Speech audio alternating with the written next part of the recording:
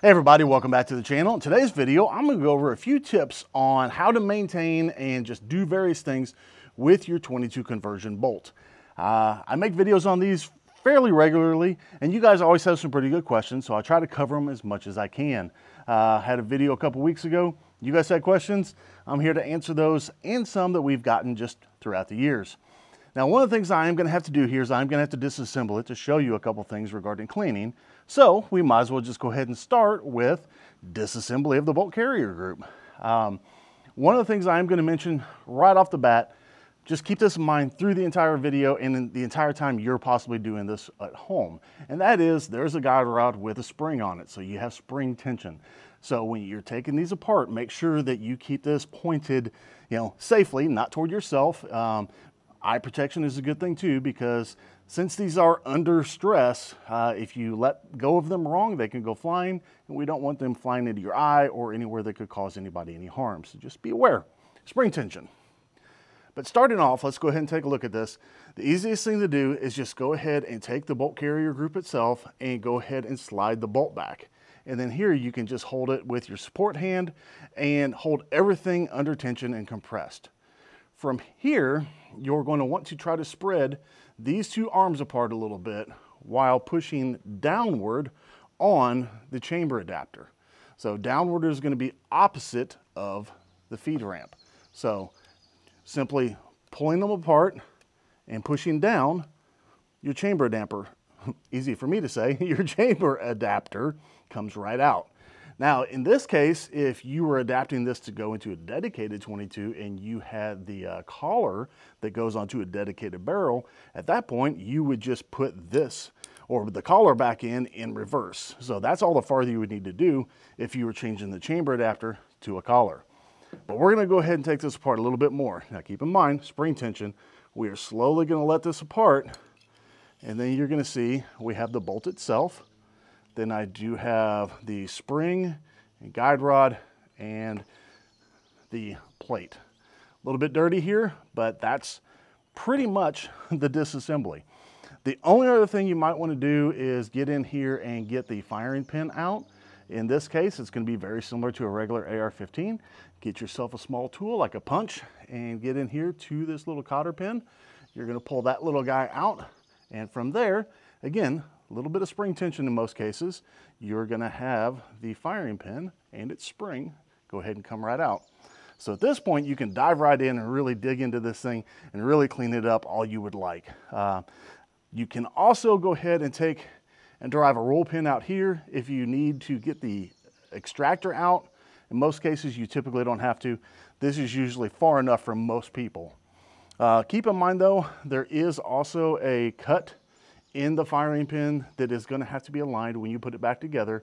So you might have to play with that a little bit just to make sure that it aligns right so that you can get your cotter pin or your firing pin retaining pin, however you would like to say it, back in place. You'll put the firing pin back in, put a little pressure on the rearward side of it, and then go ahead and push the retaining pin back in place. You're good to go. From here, I'm going to go ahead and pause just a second because we do have a number of people that are always asking about cleaning the chamber adapter. And typically with cleaning the chamber adapter, you would want to do like you would with any other firearm. You're going to want to run patches or swabs down through the chamber adapter, get the gun cleaning solvent on there really good, scrub it with a brush, and then just continue running the patch through until it comes out clean. 22 is just inherently filthy, so these get gummed up and gunked up really good. Sometimes you're not going to be able to get that as clean as you would like, so therefore we're going to show you, or I'm going to show you, what we would call buzzing the chamber. Buzzing the chamber, you're going to need a couple tools here though. You are going to need a 22 caliber bore brush. I would recommend a longer one, and you are going to need a drill. So I've already got my 22 caliber bore brush chucked up into my drill here. I am going to make sure it is on high speed, which it is. Now this is a longer bore brush, and as you can see, this just barely makes the length here. So one of the things you might look at doing here is getting a small cleaning rod and putting this on and then chucking up the cleaning rod. If you have like an old Glock plastic one, cut it, make it be a drill adapter for your cleaning brush. But what we're gonna do here, and I'm not gonna have you sit and watch me do the entire thing, but at this point, what we are gonna do is we are going to insert the bore brush into the chamber adapter, and we are going to run this on high speed. We're gonna run it back and forth, and we're gonna let this run for about 30 seconds. So pretty simple, just hold on to it here. You can also reverse it, go to the other side.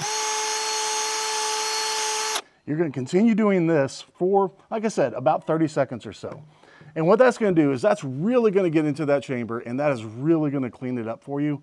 Another thing it's gonna do is it's slightly gonna polish it. As you see, I am using a nylon brush here. You can use brass brushes. The main thing to keep in mind, just like whenever you clean normally, keep it going in the same direction. Don't try to reverse direction at any point in the use.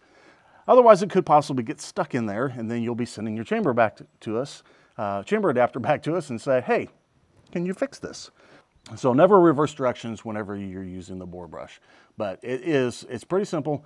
You know, just get in there. It's kind of like honing. It's like honing a chamber, honing a cylinder. It's really gonna get in there and clean it up. It's gonna polish it up a little bit. It might even improve your function depending on what your ammo is. Because let's face it, like I said earlier, 22 is filthy, it's finicky. Not all 22s made the same. Sometimes you're gonna have stuff that's going to feed in here great. Sometimes you might have stuff that wants to have hiccups. This is a great way to clean it up, polish it up, and maybe you'll get a little bit more reliability out of it too. Another thing to keep in mind, as you continue to do that for 30 seconds, you have some friction. This is gonna warm up. Just be mindful, your chamber adapter is gonna get warm. From here, we can go ahead and reassemble. All right, let's go ahead and get the reassembly going here. This is going to work for most people. You might choose to go in slightly different order. What I typically do here is I go ahead and at least get the spring with the guide rod back into the bolt because things just, you're dealing with the spring, it's not gonna be rigid, it's a little tricky. Then you're gonna insert the end of the guide rod into the hole in the carrier. So supporting all of this together, you're then going to take and find the slots on either side of the bolt itself, and you are going to slowly collapse it down onto the rails. So a little bit of finagling because, you know, doing this by yourself is a little tricky. You're now going to be putting the spring under tension. Way to remember is, as you're looking at this, the nub going up is obviously the side that the guide rod goes into, which is obviously the same direction that the top of the carrier goes into. So there should be no way for you to install this upside down. So now we've got that back together and we are holding the bolt all the way back under spring tension. Now we have this open. Now, as you see, top, the feed ramps are bottom. So you're going to take and insert your chamber adapter into the cuts right here, and you're going to insert it from the bottom, and you're going to slide it up until you get one side locked, other side locked, and then just give yourself a little bit of wiggling here. See, I don't have this one quite locked yet. You can give yourself a little bit of wiggling and make sure everything is locked in place nicely. Let go of that.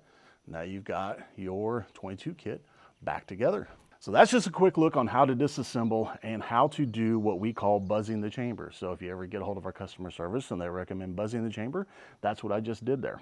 Another thing I get quite frequently is people ask, does this work on a gas piston 556? And I'm going to say most of them. You typically have a short stroke gas piston or a long stroke gas piston. If you have a long stroke gas piston, that's usually attached to the bolt carrier group that you're removing to put this in. So you typically don't have any obstructions. The long stroke pistons are typically going to be just fine for you there because you're not going to have anything there. When it comes to short stroke pistons, it's really going to depend. You're kind of going to have to test fit it a little bit.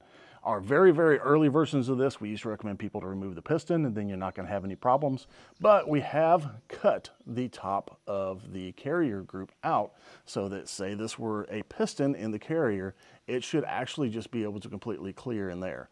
So you don't have to worry about anything physically hitting the carrier because there's not enough gas to operate a piston, and everything is going to be just traditional blowback or straight blowback from here. So this little cutout right here does allow this to be chambered with a piston on most pistons and be interference free.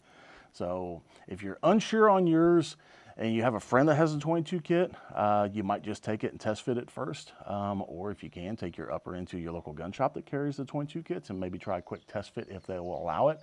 But I'm gonna say most piston guns, this should work. There are going to be a few exceptions. Unfortunately, I don't know them off the top of my head. One other fun fact that I'm going to go to really quick is when you have your guide rod and recoil spring off of the conversion kit, some of you, it's something we quit doing a long time ago, but it's just a fun little fact that you might have. Some of you might see that your guide rod is different, and you're going to see a little eyelet in here that looks like a patch holder, and that's actually what it is. It is a patch holder designed to use a patch on the chamber adapter itself. So we used to have a cleaning kit, so to speak, in with the 22 kit on the guide rod. Unfortunately, the cost to produce that was just extra enough, and nobody really knew that's what it was or how to use it or anything of that sort. So unfortunately, we discontinued putting the cleaning jag in there. But if you have an old enough one, you might have one. All right, guys, that was just a quick look at some of the questions you guys have on 22 conversions quite frequently. So I hope I answered your questions. If I didn't, feel free to hit me up in the comments down below. Let me know what more questions you might have. And I'll see you on one of the next videos. And as always, guys, stay safe out there.